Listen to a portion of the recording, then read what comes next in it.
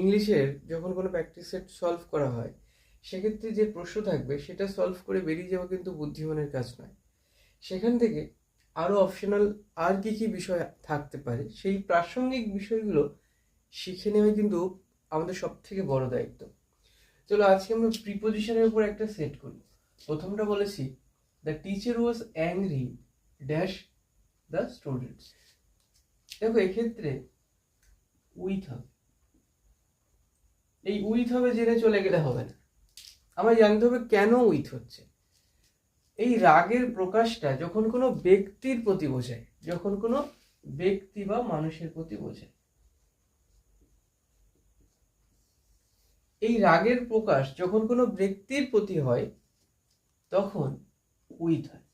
Angry with কখন হয়? যখন রাগের বহিঃপ্রকাশ বা রাগের প্রকাশটা কোনো ব্যক্তির প্রতি হয়।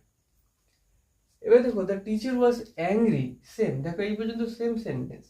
The teacher was angry dash his behaviour. Behaviour মানে হচ্ছে আচরণ। এক্ষেত্রে অ্যাংরির পরে অ্যাড হবে।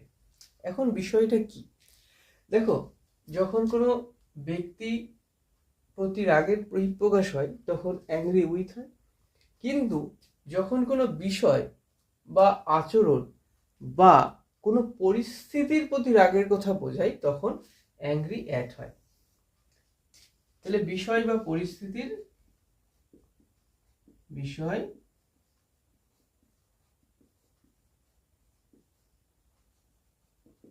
পরিস্থিতি, বিষয় বা পরিস্থিতির প্রতি যখন রাগের বহিঃপ্রকাশ হবে তখন আমরা লিখবো অ্যাংরি অ্যাট।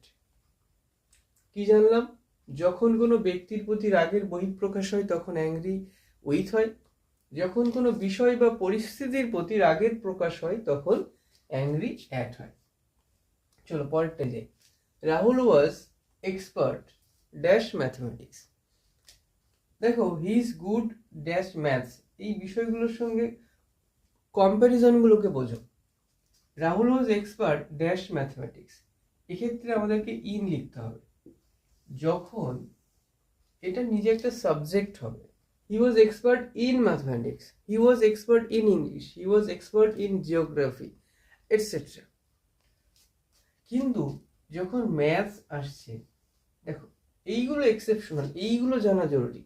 তুমি সচরাচর এক্সামগুলোতে হয়তো এইগুলো পাবে, বাট এইগুলো খুব রেয়ার, কিন্তু জানাটা দরকার। He is good at maths, যখন ব্যাড হয় তখন ইন হয়। তাহলে যখন good at maths, bad in maths. বলে he is slow dash is work, he is slow dash is work, he is slow at his work, he is quick in his work. এই exceptional বিষয়গুলো কিন্তু জানা জরুরি, কারণ সবসময় যে তোমার সেট ইজি পাবে তা কিন্তু নয়, সবসময় তোমার পছন্দ মতো বিষয় হবে না। তাই তোমাকে আগের থেকেই তৈরি হয়ে যাওয়াটা জরুরি। যে হি ইজ গুড ড্যাশ স্টাডিজ, তবে এক্ষেত্রে কিন্তু ইন বা অ্যাড দুটোই হতে পারে। বলছে হি ইজ গুড ড্যাশ স্টাডিজ, তার, সে যদি ভালো কোনো পড়াশোনার বিষয়ে, সে যদি ভীষণভাবে ভালো হয় ইন হয়। আর সে ভালো পড়াশোনায় ভালো, বাট যদি পার্সেন্টেজটাকে আমরা ডিভাইড করি, হিউজ পার্সেন্টেজ হলে ইন হবে আর কম পার্সেন্টেজ ভালো হলে অ্যাড হবে।